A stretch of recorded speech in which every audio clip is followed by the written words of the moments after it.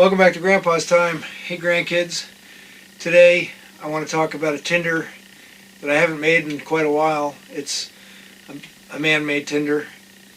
The last video I did on tinder was my cedar bark tinder that I showed you, and today I'm going to make charcloth, and I'm going to use this Altoids tin to make it in. And basically you can use an old cotton, it has to be cotton, you need to use like an old cotton shirt, t-shirt or something, and cut it into squares.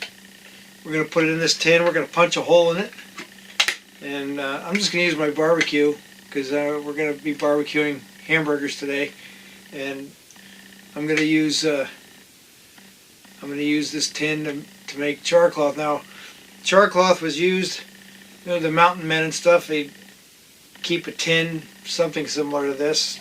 They probably didn't have Altoids in the 1800s, but they'd keep this with their charcloth with a flint and steel. They'd strike a spark on the charcloth, and it would give them time to get a fire going. And we're going to go through that whole thing. We'll do the whole thing, get a fire going with charcloth. So thanks for following along. Today we're going to be talking about charcloth.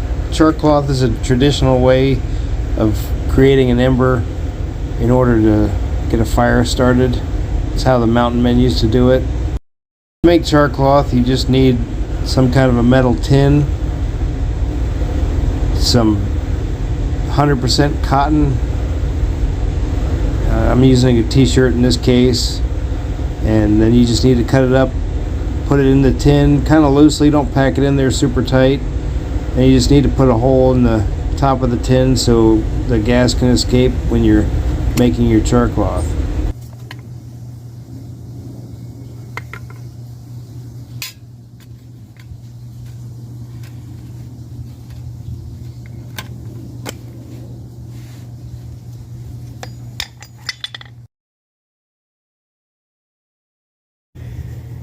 Instead of wasting the heat, I'll use the coals for barbecuing. Make this charcloth. I hope you can see that. There it goes. Now you keep that on the heat. Keep that on your fire until it stops smoking, and then it will be charcloth. I hope you can see that smoke coming out of that hole.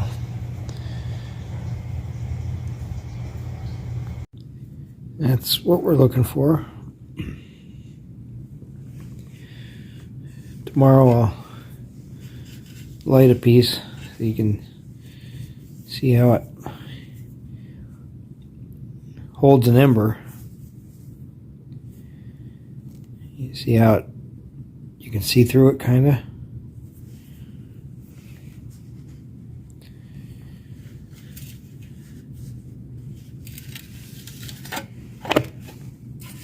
And then I'm just going to put a little piece of tape over the hole. The better idea would have been to punch the hole from this side so I didn't have that sharp jagged edge, but the tape will cover the jagged edge.